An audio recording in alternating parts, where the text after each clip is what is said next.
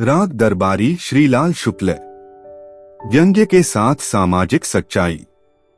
यह कहानी है शिवपालगंज नाम के एक गांव की, जो उत्तर भारत के किसी भी साधारण गांव जैसा दिखता है, लेकिन वास्तव में यह पूरे भारतीय समाज का एक जीवंत व्यंग्यात्मक चित्र है। यहाँ हर संस्था, चाहे वह शिक्षा हो, राजनीति हो या न्याय व्यवस्था, अपनी मूल भावना से भटक चुकी है और स्वार्थ, चालाकी तथा भ्रष्टाचार का केंद्र बन गई है। कहानी का मुख्य पात्र रंगनाथ है, जो शहर में पढ़ने वाला एक शोध छात्र है। वह कुछ समय के लिए अपने मामा वैद्य जी के यहाँ शिवपालगंज आता है। रंगनाथ आदर्शवादी सोच वाला युवक है, जो गांव के जीवन को सरल, सच्चा और नैतिक मानता है।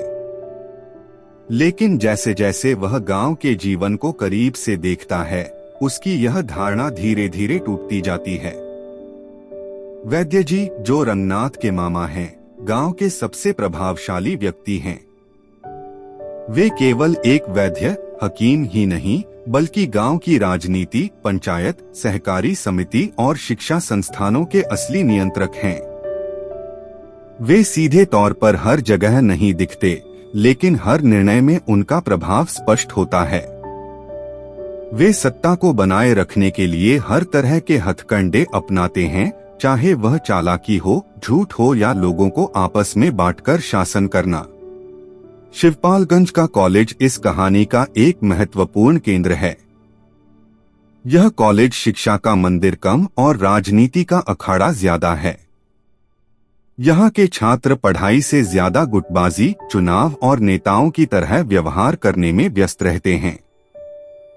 शिक्षक भी अपने कर्तव्यों से अधिक अपनी कुर्सी और स्वार्थ की रक्षा में लगे रहते हैं। प्रिंसिपल की स्थिति कमजोर है और वे हर समय दबाव में रहते हैं। कॉलेज में शिक्षा का स्तर गिर चुका है और वहाँ का वातावरण पूरी तरह से अव्यवस्थित है। कहानी में रूपन बाबू जैसे पात्र भी हैं, जो वैद्य जी के करीबी हैं और गांव की राजनीति में सक्रिय भूमिका निभाते हैं। वे युवा हैं, लेकिन पहले से ही राजनीति की चालाकियों में माहिर हो चुके हैं। वे दिखाते हैं कि कैसे नई पीढ़ी भी पुराने भ्रष्ट तंत्र का हिस्सा बनती जा रही है।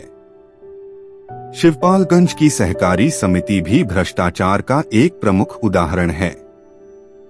यह संस्था किसानों की मदद के लिए बनाई गई थी, लेकिन यहाँ पर घोटाले, हेराफेरी और फर्जीवाड़ा आम बात है। जिन लोगों को लाभ मिलना चाहिए, वे वंचित रह जाते हैं, जबकि प्रभावशाली लोग इसका फायदा उठाते हैं। गांव की न्याय व्यवस्था भी निष्पक्ष नहीं है।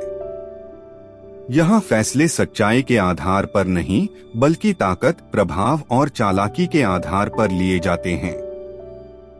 जो व्यक्ति प्रभावशाली है, वही न्याय को अपने पक्ष में मोड़ लेता है। आम आदमी के लिए न्याय पाना लगभग असंभव है। रंगनाथ इन सभी घटनाओं को देखता है और धीरे धीरे उसके अंदर एक गहरी निराशा जन्म लेने लगती है। वह समझ जाता है कि यह केवल शिवपालगंज की समस्या नहीं है, बल्कि पूरे समाज की सच्चाई है, जहां आदर्शों की बात तो की जाती है, लेकिन व्यवहार में केवल स्वार्थ ही सर्वोपरि होता है। कहानी में व्यंग्य का प्रयोग अत्यंत प्रभावशाली ढंग से किया गया है। लेखक ने हास्य और कटाक्ष के माध्यम से समाज की गहरी विसंगतियों को उजागर किया है। पाठक को कई स्थानों पर हंसी आती है, लेकिन उसी के साथ एक कड़वी सच्चाई भी सामने आती है। अंततः रंगनाथ का मोहभंग हो जाता है। वह यह स्वीकार कर लेता है कि जिस आदर्श समाज की उसने कल्पना की थी, वह केवल कल्पना ही है। वास्तविकता इससे कहीं अधिक जटिल और कठोर है। वह यह भी समझ जाता है कि इस व्यवस्था को बदलना आसान नहीं है, क्योंकि यह गहराई तक जड़ें जमा चुकी है।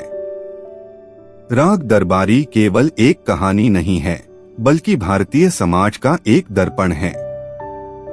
यह हमें दिखाता है कि कैसे सत्ता, स्वार्थ और भ्रष्टाचार ने सामाजिक संस्थाओं को खोखला कर दिया है। यह उपन्यास आज भी उतना ही प्रासंगिक है जितना अपने समय में था, क्योंकि इसमें दिखाई गई समस्याएं आज भी हमारे समाज में मौजूद हैं। Presented by moral stories. इसी तरह की और प्रेरणादायक कहानियां सुनने के लिए चैनल को सब्सक्राइब करें और अपने बच्चों को ऐसी प्रेरणादायक कहानियां जरूर सुनाएं। धन्यवाद। आपका दिन शुभ हो।